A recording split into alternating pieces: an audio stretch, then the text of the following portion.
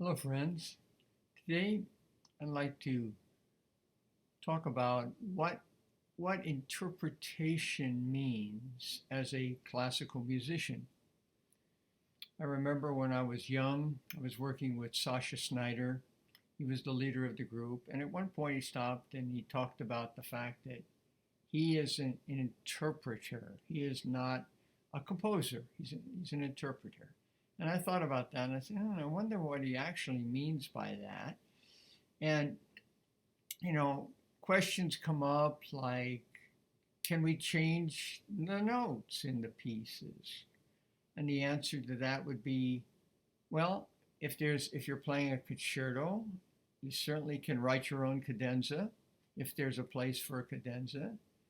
Um, I would say generally with Bach, Beethoven, Mozart, Tchaikovsky, Prokofiev, Bartok, these guys knew what they were doing, and I would say no. Let's don't change their notes unless it's just so compelling that you just have to.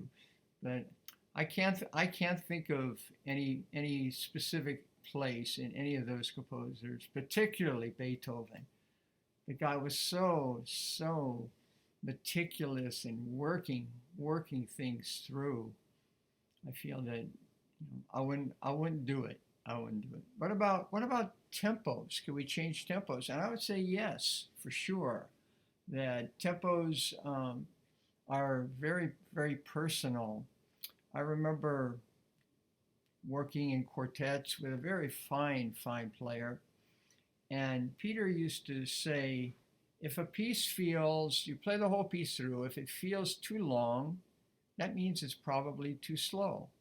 And if it feels too short, that means it's probably too fast. Again, trusting his feelings.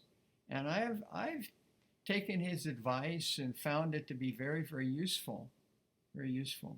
Especially, if I feel something one way and I record it and I listen and go, that seems slow or it seems fast and whatever. And of course, every one of us has a different feeling for this. Many times when I put recordings on YouTube, some of the comments come on, oh, it's too slow, except when the comments come on and say, oh, it's too fast.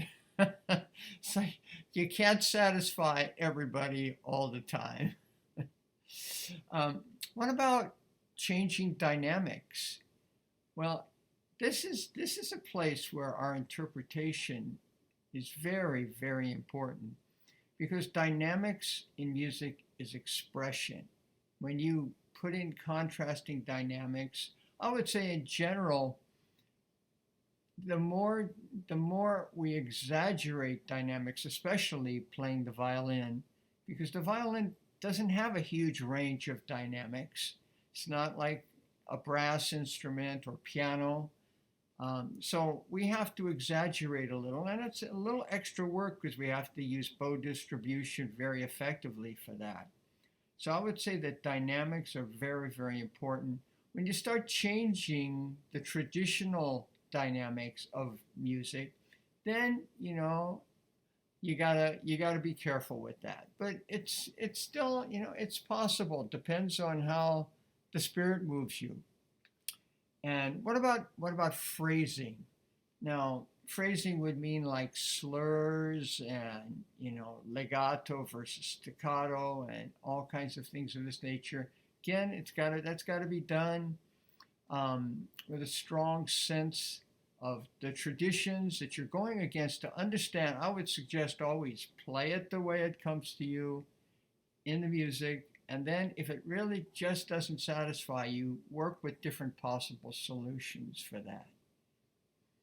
And of course, you'll find out from as you perform how effective your performance is and how it feels when you're performing. So another question comes up with interpretation is, can we trust the printed parts that we buy? And there are many different publishers and editors, and I would say reservedly yes, but not always. If possible, to go to an original score. Sometimes you can find that online. I mean, even better, an autograph copy. That's fantastic. I was just listening to YouTube on YouTube a very fine pianist discussing Chopin, and he was actually playing off the Chopin autograph, and he absolutely loved it. And he talked about various aspects that were so good.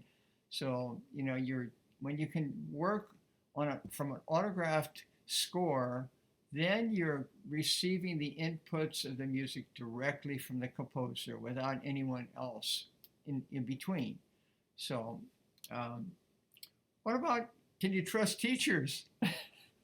Can you trust me? Well, we all have our our prejudices, and I try to, when I'm working with students, I try to allow the students to express themselves and really encourage them to express themselves. If I feel they're going out of, let's say they're playing Mozart, if they're going out of a Mozart style, or they're going out of Beethoven style, or if we're playing modern music, whatever it is, as long as their interpretation fits the style of the music, I'm thrilled, thrilled that they are engaged. I remember when I was very young and still a teenager, my teachers were fairly what we would call top down, and they would say this is right, this is wrong. And they'd give me fingerings, they'd give me bowings, and I'd go, okay, well, fine, okay, and I would play it like that. But I didn't really feel the same engagement. And then as I got, older, I was maybe 18 years old. I had the privilege of studying with Mr. Persinger, and Mr. Persinger was that kind of a teacher that said, hey, that sounds good, but how would it sound if we did this? And how would it sound if we did that? And I was really shocked and excited. Here's a teacher that's suggesting that I might give some input. Oh my God. So that was a revelation to me. And I worked with Mr. Persinger for several years, and he was very helpful, very, very helpful to me. And I've kind of been building off of that the rest of my life, just trying this, trying that, and recording. That's a big thing for me. I record it and I listen and I say, oh, that stinks. Oh, that's horrible. Or, oh, that's nice, or I might do more of this, tempos, rubatos, whatever. So I would say teachers are very, very valuable, very important, but trust your instincts. And that brings me to my last point. Who can we trust? Ultimately, we can only trust our own instincts, our God-given instincts, because all the composers were humans and they had emotions, and they're pouring their emotions into their music. And we are hopefully connecting directly with those emotions and sharing those emotions with our audiences. Okay, thank you so much for listening. Hope you enjoyed this little discussion. If you have any questions, please post them in the comments down below. If you like the discussion, give them a thumbs up. Okay, and you have a great day. Take care.